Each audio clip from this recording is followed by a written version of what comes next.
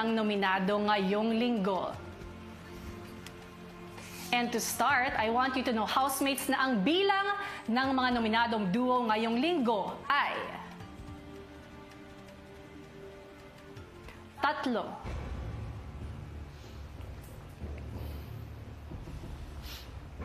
Isa-isa ko ng papangalanan ang mga housemates na ito at magsisimula tayo sa inyo.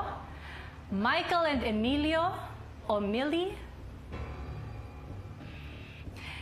Mika and Clarice o Mikla, and Brent and Vince or Brins.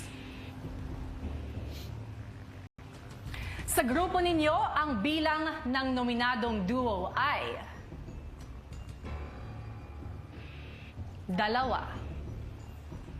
Yes, that means only one duo is safe. Ang unang mga pangalan na aking babanggitin ay ang unang duo na ligtas ngayong linggo. At kayo yon.